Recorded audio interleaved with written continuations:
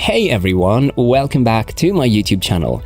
With all the money in the modern game and the huge player transfer fees reported every year, it's no wonder football is so profitable. Football clubs are financial powerhouses capable of giving players multi-million-dollar contracts. With all that said, one has to wonder, how do football clubs actually make their money? Football is the world's most popular ball game in terms of the number of participants and spectators. Simple in its main rules and essential equipment, football can be played almost anywhere, from official football pitches to gymnasiums, streets, school playgrounds, parks or beaches. Football's governing body, the Fédération Internationale de Football Association, or FIFA, estimated that there were 250 million footballers and over 1.3 billion people interested in football at the start of the 21st century. In 2010, more than 26 billion combined television viewers tuned in to watch the Quadrangle World Cup Finals, soccer's premier tournament. So what is the football market? How do they happen? And what is involved in the process? Let's look at how it all works. In this video, we're going to explore this topic, how the football or the soccer market works and how money is made. If you're curious, watch till the end and I'm sure that it will help you gain knowledge about the football market. If you love this video, then go check out our channel for even more videos like this. Okay, let's get started. What is football? Soccer, also known as association football or soccer, is a game in which two teams of 11 players, using any part of their body except their hands and arms, try to maneuver the ball into the opposing team's goal. Only the goalkeeper is allowed to handle the ball, and it can only be done within the penalty area around the goal. The team that scores more goals wins. Football club. So what's a football club and what does a football stand for? A football club is an association of players, managers, owners, or members associated with a particular football team. Examples of how football clubs are used in commentary are Manchester United FC, one of the best players on the planet playing in their team like David Beckham and Wayne Rooney. How do they make money? Every football club makes money based on how big and passionate a fan following the club has.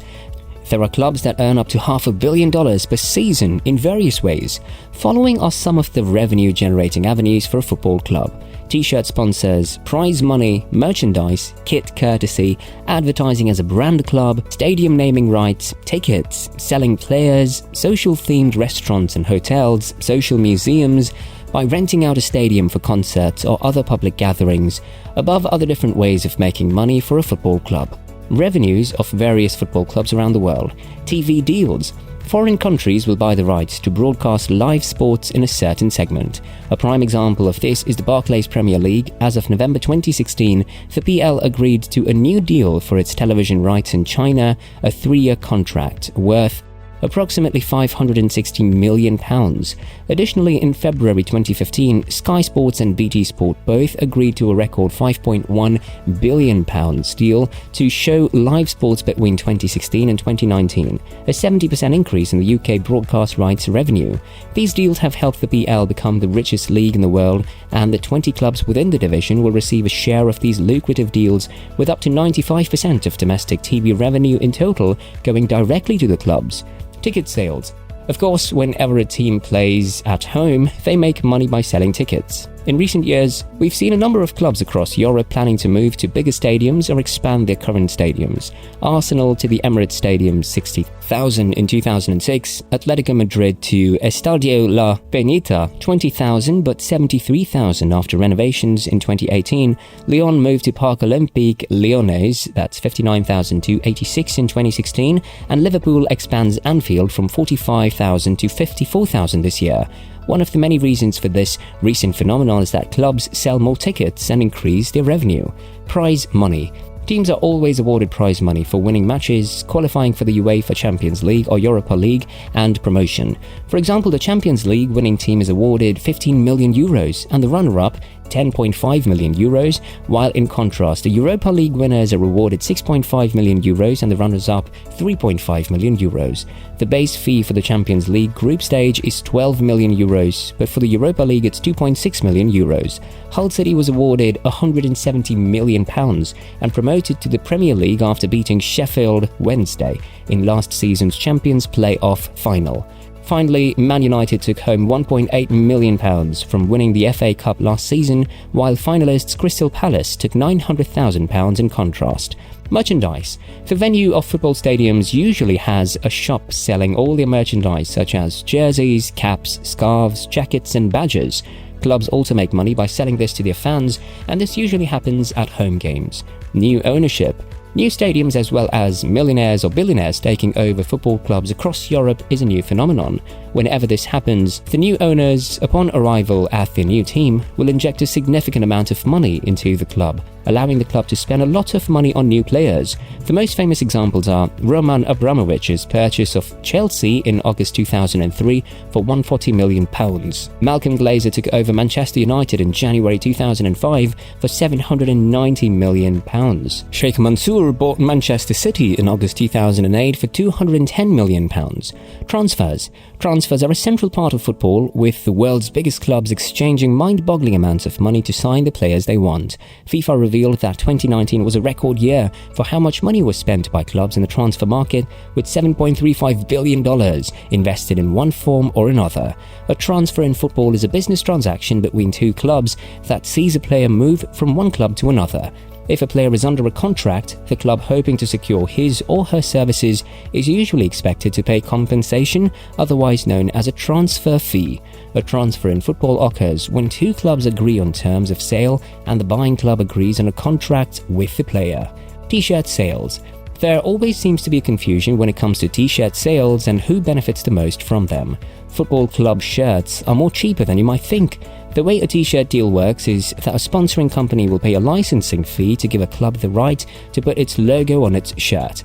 For clubs like MUFC or Juventus, for example, both sponsored by Adidas, just having their logo on an Adidas shirt is guaranteed to make sales. However, the owner of the shirt is still Adidas in the end of the day. They will reap the lion's share of the profits from t-shirt sales. Although clubs receive a commission from each sale made, it's a fraction of the total revenue from shirt sales, usually 7.5 to 10%. Juventus paid £99.2 million to transfer Cristiano Ronaldo in 2018. Within 24 hours of announcing the transfer, Adidas would sell over 500,000 replica jerseys with Ronaldo printed on the back. It is estimated that this has translated into sales of over £48 million. Most people believe that shirt sales alone would cover the transfer fee over time. In fact, these sales could translate between £3.6 to £4.8 million for Juventus, rather than a total of £48 million, a relatively small amount. Despite this, t-shirt sponsorship is a win-win situation for football clubs and sponsoring companies. This is because football clubs cannot afford to print and distribute millions of shirts worldwide every year. By partnering with apparel companies like Adidas, they are able to expand their brand worldwide. And they are able to do so without the burden of selling goods to the public. Stadium rentals and tours. As well as using the stadiums to generate revenue from matchday sales, clubs are also very adept at using the facilities on the other 6 days of the week. Football clubs, especially the bigger and the more successful ones, rent out their facilities and offer different packages. Packages are mostly aimed at private social events, stadiums, museum tours, and weddings. In addition, some clubs even offer a chance to play a match on the pitch with your friends. Due to the strict requirements of professional playing surfaces, many clubs do not offer private playing sessions, but there are still some good deals. If you want to have a private match with a few of your friends at Carrow Road, Norwich City's home ground, it will cost you around £1,500. That may sound steep, but it's pocket change compared to the £30,000 you'd pay to play at the Emirates. Sponsorship offers. With all the attention football attracts, there has been a clear shift in marketing strategies from big companies over the past few decades. Every football club wears sponsored kits when playing. When you examine the financial and strategic logic behind this, it's not hard to see why.